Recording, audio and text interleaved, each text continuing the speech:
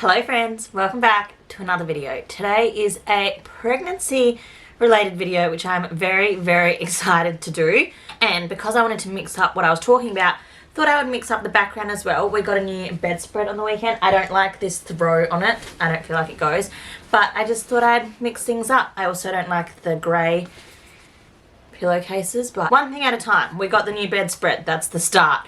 If you are new here, welcome. My name is Kirsty. I am 26. I live in Adelaide with my family, which is my husband Hayden, my 1-year-old daughter Harper, my beautiful Australian Kelpie Ziggy, who will definitely be being a pain, and I'm currently 22 weeks pregnant with baby girl number 2. And so I wanted to give a little bit of an update. I did vlog my whole first trimester, so if you would like to see how that went, feel free to watch that video. I will link it somewhere, either in the description below or in like a thing up here that you can click. But first trimester is hard no matter what, to be completely honest. I don't know anyone who has like a really easy first trimester. There's so much happening, but mine was pretty hard. Not always. It was a lot better than my last pregnancy, which is something I will get into. The difference in my pregnancy this time compared to with my first daughter Harper. They've been very different. If I didn't know I was having another girl, I wouldn't expect to be having another girl, because I feel like my pregnancies have been so polar opposite that I'm shocked. But I wanted to go through how I've been feeling, the symptoms I've had, the differences between the two pregnancies, and also I wanted to touch on my birth plan and sort of a conversation I had to have with the doctor last week, which has sort of changed my birthing options. If you haven't watched my birth vlog with Harper, that will give a pretty good overrun for you of why this birth has to be different, unfortunately, and not really how I wanted it to be. And you'll probably be able to tell I'm getting like kind of upset about it. It's something I haven't fully come to terms with or accepted really. This birth isn't going to be what I wanted it to be. However, I do understand the reasoning for it and it's all for my safety. But I would highly recommend listening to my birth story with Harper, because it was a long one. It was a difficult one. I think all births probably are very difficult, but as far as what they would classify my birth as now, every doctor or midwife who reads my notes will claim it to be a traumatizing birth. So there's a few reasons why this birth will be not quite what I was hoping for. However, we'll get into that later. I wanted to start with how I've got a couple notes because I really don't want to forget things. So the first thing I want to talk about is how I'm feeling mentally this time around. Now, I'm going to sort of constantly be comparing my last pregnancy and this pregnancy, just for your sort of insight, and just so that you know you can understand how different this pregnancy really is. Because my pregnancy with Harper was like, mentally I was gone. I probably, if I had gone and seen someone and looked for help properly, I probably would have been diagnosed with like prenatal depression or whatever like pregnancy depression would be, because I really struggled for like 99% of my pregnancy. I feel like I had very limited good days in that pregnancy. A lot of it was due to the physical symptoms that I had. I had every symptom under the sun, and that really hurt me mentally, and I just couldn't get out of it. I was really not myself. Anyone who was really close to me has said that I was really not myself when I was pregnant with her. My poor husband just dealt with me crying pretty much like 5 out of 6 days. Like, I was really struggling mentally because I was struggling so hard physically, and I just couldn't get myself out of that. I was so grateful the whole time, but really struggled mentally. However, this pregnancy I feel amazing mentally. Mentally I feel good. I still cry, I'm hormonal, I'm pregnant. I don't think anyone gets through pregnancy without, you know, big hormone changes and emotional days, and some days I just cry for like no reason, and I also get really overwhelmed. I think that's something I still need to work on as being a mother, and that's something I am slowly trying to find coping mechanisms for, but that's like parenting in itself. I don't think that's pregnancy. So yeah, mentally, like my general mental health this time is so much better. I feel like because physically I'm better, I've been able to manage this pregnancy a lot more in every aspect of the pregnancy. I feel like I've really feeling really balanced this time. I'm enjoying it a lot more, and I'm able to just appreciate everything a lot more. I think it's going so fast this time, which is just crazy. I literally feel like every week goes in the blink of an eye. I was talking to Hayden last night. He was like, oh my God, your tummy's grown so much. He was like, gosh, halfway. And I was like, honey, we're 2 weeks past halfway now. Like, halfway was 2 weeks ago. And he was like, what? I was like, yeah, like, it's going so quick this time. And I think I really want to hold on to this and, like, appreciate it and enjoy every moment of it. I don't think I'll get pregnant again. I think 2 will be us. At this point, we don't want to say no to a third, but I don't think I will want to be pregnant again. And we're having 2 girls, so I feel like going for a third would be to get a boy. And I don't think that's the right reason to have a third child. I don't know. But yeah, mentally I'm feeling just so much better. I feel really lucky this time that the physical side of things, which I'll get into momentarily, have really helped how I am mentally. In the first trimester, you will have seen I had a lot of fear and a lot of, I wouldn't be able to say it's like PTSD or anything like that, but I definitely have like a fear of feeling as bad as I did the first time. I was really unhappy last time in my pregnancy and really vulnerable and I just struggled so much mentally, and I think it's really, I feel very lucky that this time around I have been able to embrace a lot more of my pregnancy and enjoy a lot more of it, and yeah, just really be in my pregnancy, and yeah, mentally feeling really good at this point. Now onto my physical symptoms at the moment. I felt really good for a lot of this pregnancy from about week 10 until I would probably say week 20. Like, just in the past couple of weeks I've had a few new symptoms, but up until then I honestly felt great. I think I had, yeah, like 10 weeks of feeling really good. I still get tired, and sometimes by the end of the day my back's a bit sore and I was getting a bit uncomfortable in bed. I have a pregnancy pillow now, again, for sleeping, and I probably started using that at like 15 weeks maybe, just because I really need my legs not to be touching. Like, I lay on my side and I need the pillow in between my legs, so that's been really helpful. I have found physically through this whole pregnancy, if I am really busy for a few days and really run myself down, I end up throwing up. So I haven't really vomited very much this pregnancy in comparison to with Harper. With hers, I was vomiting pretty much every day until probably 20 weeks. It was like everything I ate, basically. I lost 7 kilos in my first trimester and was lighter when I gave birth than I was before falling pregnant. I really struggled. I had no appetite.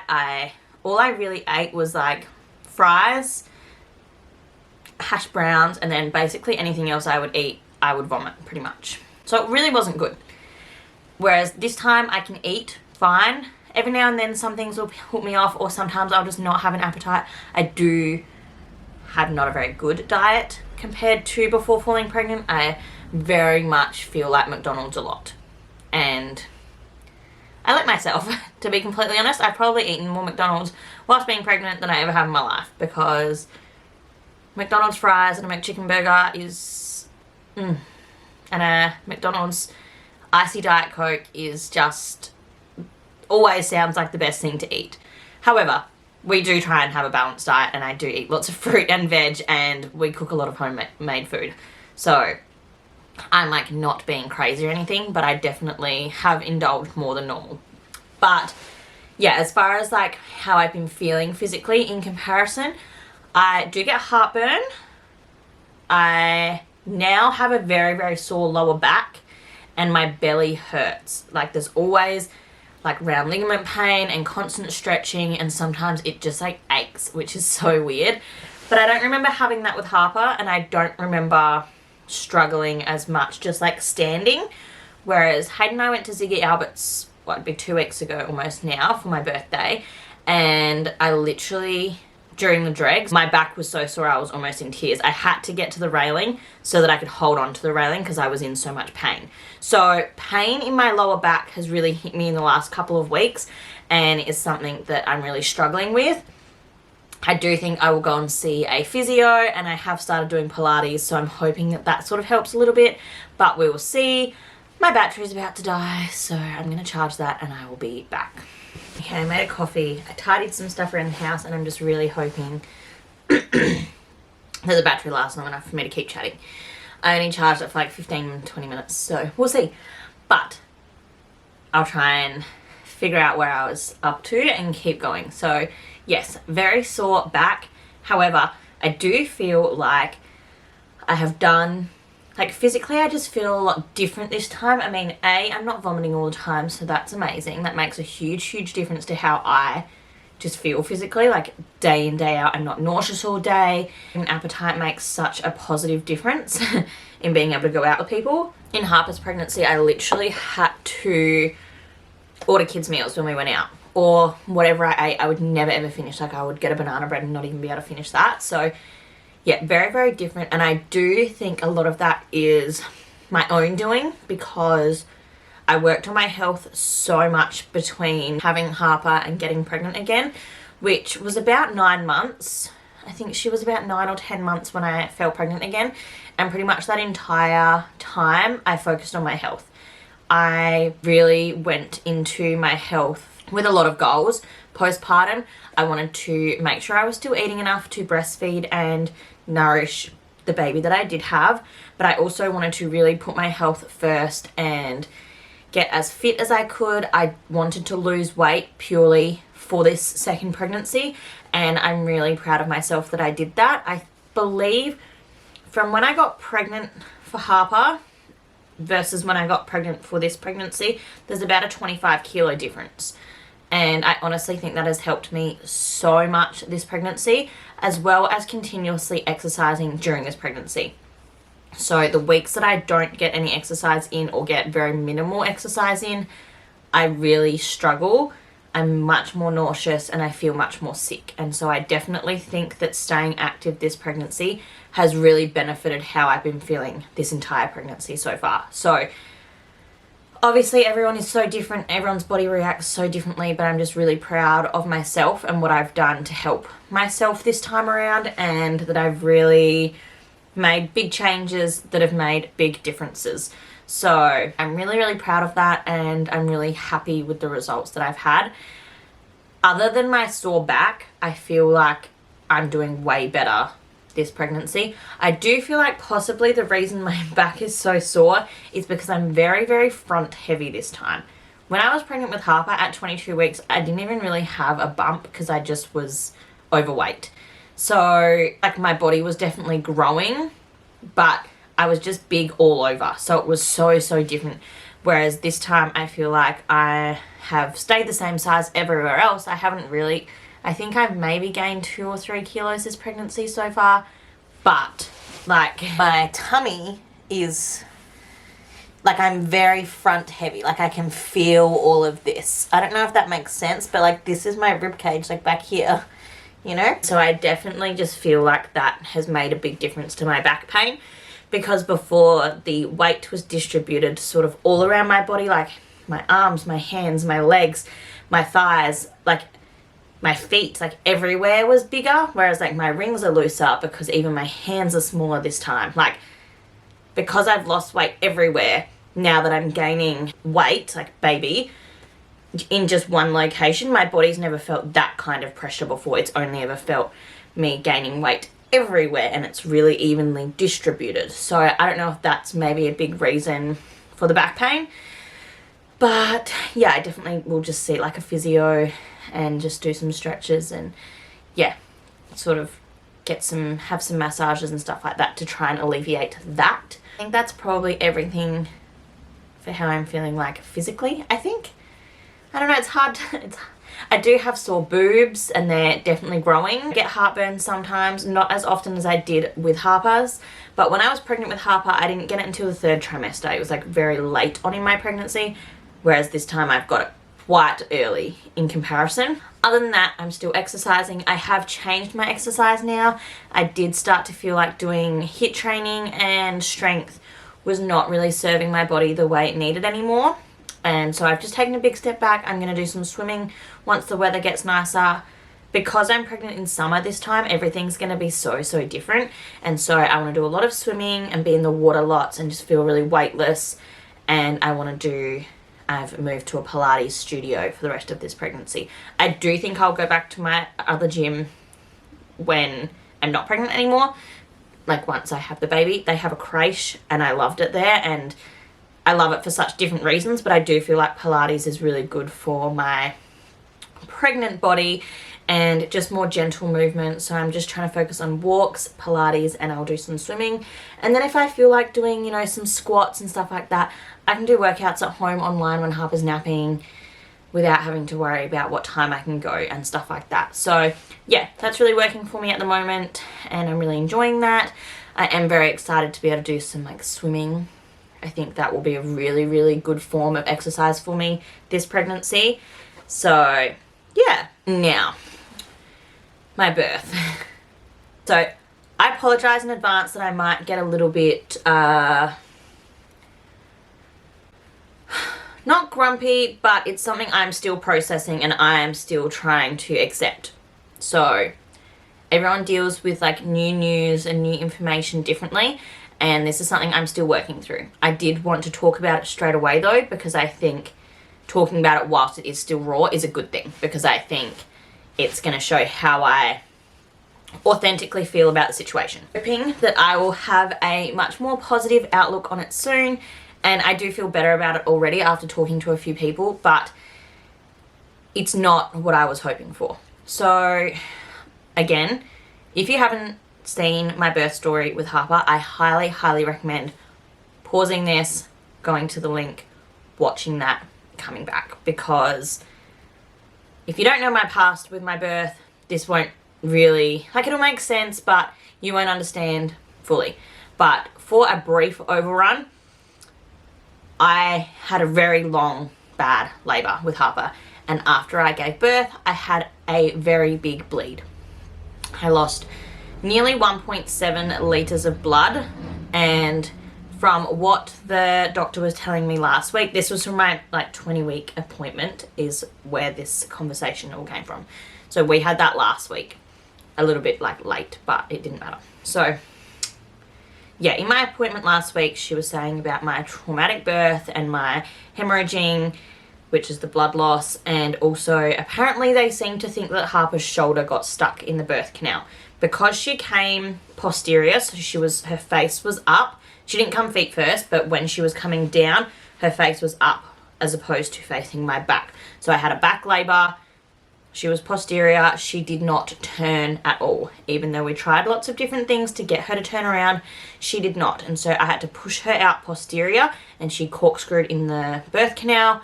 And they seem to think, which I didn't know until very recently, but they think her shoulder probably got stuck, and that's why I had to push for so long and why it was so difficult to get her out. Because she was tiny. She was only 6 pounds 4, so she should have been pretty easy to, you know, get out. However, by then I was exhausted. I had had a long run. By the time it was time to push, I hadn't slept really in days, and even the whole week before, the whole 9 days before. So yeah, they classify my birth as traumatizing, and because of the bleed, although they had a big list of things for why they think the bleed would have happened, a long birth, like a long labor, a lot of pushing, my body being exhausted, I had the hormone drip, like there's lots of factors that probably altogether are the reason that I hemorrhaged. However, they obviously don't want me to hemorrhage again, which I don't really want to hemorrhage again either, because I was pretty out of it. Like, I was very just like not present in the first few hours of Harper's life, I feel like. And like, I don't really remember a lot of it. And I just was very like, yeah, very out of it because I lost a lot of blood. I'm also a very small person. I'm only 155 centimeters, so that amount of blood for a small human, you know. So then My aim for this birth, I really wanted my birth to be a lot different this time. I've worked really hard to have a better pregnancy and to be healthier and fitter, and I really wanted that to reflect then in my labour as well. I wanted, if anything, I wanted less medical intervention. I really wanted to go as natural as possible. I wanted to try and give birth in the bath. I wanted to spend a lot of time in the water. I wanted to possibly do hypnobirthing courses. I really wanted to experience birth for all that it should be, and I really felt like this is probably my last birth. I really wanted a redemption shot. I wanted to birth the way I wanted to birth. I wanted to labour at home for as long as possible. I wanted to try a TENS machine in the early hours. I wanted to be in the water. I wanted to birth in the bath. I really wanted to be in the midwifery group practice because I know that they have the same values of what birth can look like. I listen to a lot of birthing podcasts. I have watched a lot of birth vlogs, and I really just wanted this second experience to be a lot different and a lot less medically, just a lot less medical. I wanted to do a lot more of it at home by myself. I hoped it would maybe be a bit quicker and I would be a bit calmer, and there was just a lot that I wanted for this second birth. My biggest things were trying to get into the midwifery group practice and having continuity of care. I had a student midwife last time and I absolutely loved her, and I really wanted a midwife that I could have that constant connection with throughout my pregnancy, and therefore she would be there hopefully for my labour, or her team would be there. However, because of my hemorrhage, I am not eligible for midwifery group practice. And this was like, I got to my appointment and she basically was like, everything you wanted you can't have. So I'm not eligible for midwifery group practice because of my hemorrhage.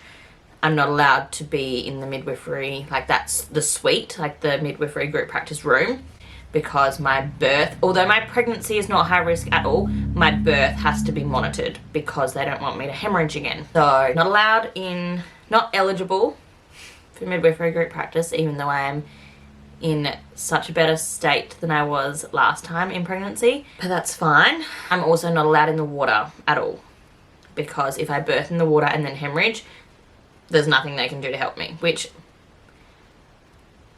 is, obviously I want my health to come first and I want my baby's health to come first, so that's like fine. It's just a bummer. It's really how I envisioned this labour being, was in the bath. And so although I know the reason, and the reason is for my health and like to help me, it's still a bummer that I can't do that safely. So no water birth, so I'm not allowed in the bath at all in my labour, not even early labour. She said we could compromise and I can be in the shower, but I don't want to birth in the shower. That's not calming, like having the water spraying on you. So I don't know how I'm going to give birth anymore. I also have to be closely monitored throughout my birth. I don't know if that means I've got to have the CTG on me again the whole time, or what that's going to look like. However, I would love to not be connected to a bunch of cords this time, because I was just connected everywhere last time. I also have to have an IV straight away, which is like fine. Like there'll be nothing connected to it, but I will get the IV line put in as soon as I'm in labour. That way, in case they need to give me blood later, it's like ready to go, which is fine. Just another like random thing. But then they also want to pump me with some medication. I don't really know a lot about it yet. I need to, I guess, like do my research or like ask some more questions. But in the appointment, I was just sort of like, okay, like trying not to cry because I was so disappointed that the birth I wanted was not gonna happen, which is fine. And I'm sure like I'll come up with a new birth plan of something beautiful and amazing and stuff. I just need to rethink how this birth will be, because the picture in my head is now not gonna be reality, which is fine. At the end of the day, I just want a healthy baby and I want to be looked after. So everything, like I'm sad that it's not gonna go the way I wanted, but as long as I have a healthy baby and I come out okay, then it's fine. Like it doesn't matter too much, but that obviously my preference is not the way it's gonna go, but it's fine. And then yeah, once I give birth, they have to give me a couple of extra injections and some other medication and stuff to make to try and bring my uterus back down, basically, because she pretty much said that my uterus would have been so tired that it just like gave up and let all this blood out, whereas they want it to close and tighten again so that that doesn't happen. So yeah, I'm not really sure. I'm gonna have to speak to, like, my pregnancy and stuff isn't high risk at all, so I will continue to see midwives for the rest of my appointments now. We will be having some growth scans because this little girl is quite small, which reminds me I actually need to make those appointments like ASAP.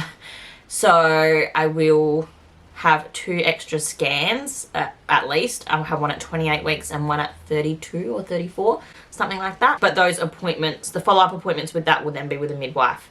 I don't need to see the obstetrician or anything, just the midwives from there, which is fine. And yeah, I'm just gonna have a bit more of a chat with them and figure out what I'm gonna do as far as a birth plan goes, because sort of what I was expecting isn't going to be the reality anymore, which is fine. I am bummed about it, but also I just want to have a safe labor. I think the closer labor gets, I'm like really excited for labor again, and I feel like I'm in such a different position for labor this time. However, there is obviously a little bit of like nerves going into it, especially now that I'm not going into it with a plan that I wanted. I've got to sort of rethink things and find other ways to manage my expectations for birth, I guess. So yeah, that's where we're at. I just rambled for a very, very long time. I definitely need more of my coffee, which I have barely even touched because I've been talking so much. I would love to hear about anyone's experiences with courses, as far as like a calm birth course or hypnobirthing, anything like that. I would love to go into this labour a lot more prepared in that aspect and have Hayden come with me too. So if anyone has any suggestions, I have had one of my really close friends has suggested a birthing course for me, which I'm going to look into. But if there's any others, I do love getting, advice and opinions from other people. So if any of you have any suggestions, feel free to let me know. I think that's all I have to talk about. I don't know, I've been talking for like half an hour, so apologies if this video is very long and rambly, and if you've made it this far, thank you so much. I really appreciate it. I know that just listening to someone else talk about pregnancy and birth isn't for everyone, so if you have enjoyed this video, please give it a thumbs up. I do really appreciate it, and it actually helps me out a lot getting stuff like that and comments and stuff. And if you're not subscribed already, feel free to do so, as I upload videos every week. And yeah, I don't think I have anything else to say. If you have any other questions, please leave them in the comments below. I'm always happy to answer any questions that come in, or if you want to ask me through Instagram, I try to reply to all my DMs as quick as possible. However, sometimes it might take a couple days, but yeah, I think that's everything. Thank you so much for watching this whole video. I really, really appreciate it. I hope you have a lovely day wherever you are, and I'll see you in my next video, which will be very, very soon. Bye.